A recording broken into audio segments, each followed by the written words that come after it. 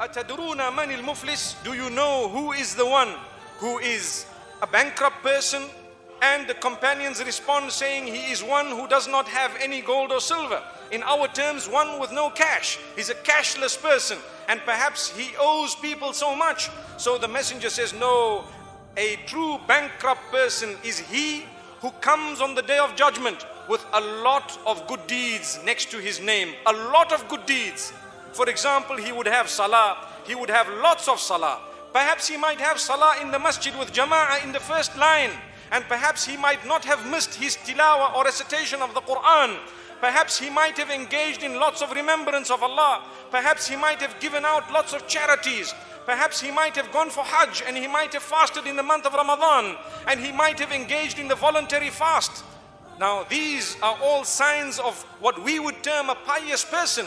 Today, my beloved brothers and sisters, piety has become an item and an issue that people gauge by looking at the outward appearance of an individual, not realizing that the true root of piety is the heart. It begins to show outwardly, correct, but not necessarily everyone who looks outwardly pious is actually internally pious. And not everyone who looks outwardly impious would be internally the same. May Allah subhanahu wa ta'ala grant us the rectification of both the internal as well as the external.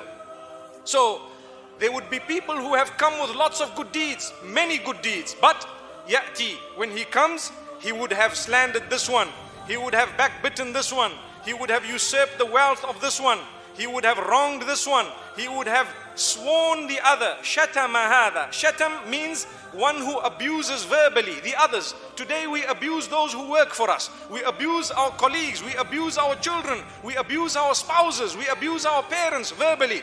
How dare we do that when we are looking forward for the day we meet our Maker? How do you think it would be when we present our swear words in front of the Almighty and say, Ya Allah, when I was in the world, you gave me one chance, and here you are. Ya Allah, these are the words I used to use. A'udhu billah. May the Almighty protect us from the devil. So the devil comes to us and he makes us harm someone, backbite someone. For your information, brothers and sisters, backbiting is so dangerous that today we are living in an age of backbiting, and people do not understand the meaning of backbiting, because when you say, my brother, my sister, do not talk about this person bad because they are not here, they will tell you, but what I am saying is true. That shows the height of ignorance, because the Messenger, peace be upon him, has explained very clearly that when you are speaking the truth about someone else in their absence, in a way that they would not like it if they were present, that is known as backbiting. So to speak a lie is actually worse.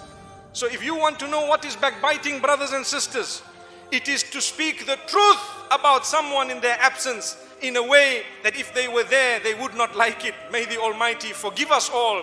I would like to think that perhaps the bulk of us, perhaps myself included, sometimes we need to raise the awareness within ourselves of these type of words and statements. May the Almighty forgive us. And for your information, when you backbite, my brothers and sisters, immediately your salah is given away, your zakah is given away, your good deeds given away. You might be the most pious person externally, but because you have harmed someone through backbiting alone, or spreading rumor about them, or slandering. Slandering would mean al-buhtan, to create a lie about them. You would have given away your charities. And this is why it's important for us to know that the Almighty has warned us through the lips of the Messenger, peace be upon him, regarding every single way that the devil comes to us in order to snatch our deeds away. Do not let your deeds be snatched. If you would hold a piece of gold, you would make sure you hold fast upon it. If you were to travel to a country where they told you, be careful of the handbag snatchers, perhaps you will make sure your handbag is well tucked in a way that nobody would snatch it. Why are our deeds exposed and we are allowing everyone to snatch our deeds in a way that on the day of judgment, when we get there, this hadith continues, it says, so this man's good deeds go to the other, and the rest of the good deeds go to all those whom he has oppressed in any way, until he is left with no good deeds. But does it stop there? The answer is no. So this pious man whom we all thought was so religious is now stripped of all, or should I say stripped of all his good deeds, because he has oppressed so many people. And then what happens? There are still a line of people who are waiting for justice because he has oppressed even more by eating their wealth, by harming them, by spreading rumor about them, by doing whatever it is in terms of usurping their rights in the world. So now the bad deeds of those who are waiting, the bad deeds of the oppressed will now go on to the record of this man who owes them because of oppression. So perhaps an adultery might go into his account. Perhaps another sin may go into his account. Perhaps the missing of a prayer might go into his account until he is taken and thrown and cast into hellfire. May the Almighty safeguard us.